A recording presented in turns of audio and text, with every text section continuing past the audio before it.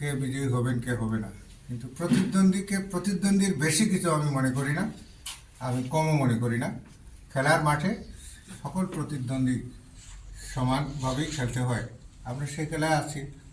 আর আমাদের 11 দলীয় জোটের প্রত্যেকটি শরিক দল সারা বাংলাদেশে ঐক্যবদ্ধ বাংলাদেশ নামে আমরা মোটু দিয়ে কাজ করে যাচ্ছি, এবং আমরা একাকার, আমাদের ভিতরে কোনো ঐক্যবদ্ধ অবস্থানে ন্যূনতম কোনো কোণঠাবোধ নাই, এবং আমরা ঐক্যবদ্ধভাবে এই লড়াইয়ে আছি।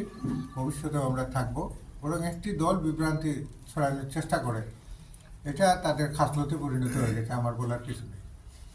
আপনাকে ধন্যবাদ। আমরা একটু আপনাদের সাথে কথা বলতে চাই যে আপনারা তো জনাব মুত্তাসিরের জন্য কাজ করছেন, মাঠে কাজ করতে কোনো ধরনের বাধাপত্তির মুখে সম্মুখীন হচ্ছেন কিনা? আমরা নির্বাচনী প্রচারণা করতে গিয়ে এই ধরনের সমস্যার সম্মুখীন হই। আমরা মিডিয়ায় চালিয়ে দিচ্ছি, আমরা স্বাধীনভাবে আমরা পরিমাণ কাজ করি।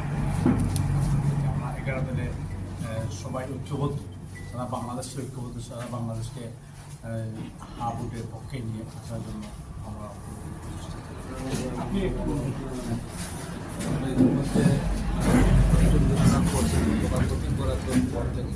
আমরা নির্বিঘ্ন প্রচারণা যেহেতু বলেছেন যে যেটা বলেছেন যে পোস্টার বা বিলবোর্ডের ব্যাপারে এখানে বিরাট একটা সমস্যা আছে। ক্ষেত্রে আমরা দেখছি গড়ির মানে ব্যানার ছিঁড়া ফেলে হয়েছে। ইনশাল্লাহ এগুলোতে আমরা কেয়ার করি না। বিজয়ের নির্বাচিত হওয়ার মাঝে কিন্তু আমরা চেষ্টা করে যাচ্ছি। ইনশাল্লাহ আমরা 12 তারিখ পর্যন্ত চেষ্টা করবো। আমরা আশাবাদী যে আমাদের ঐক্যজোটের প্রার্থীকে আমরা বিজয়ী করব। দর্শক, আমরা শুনছিলাম, এতক্ষণ আমরা কথা বলছিলাম এই জেলা পরিষদের যুগ্ম মহাসচিবের এই সিলেট 2 আসনে যিনি 11 প্রার্থী মোহাম্মদ মুত্তাসিরের সাথে কথা বলেছেন। পাশাপাশি তিনি আমাদেরকে জানিয়েছেন তিনি বিজয়ের ব্যাপারে ব্যাপক আশাবাদী।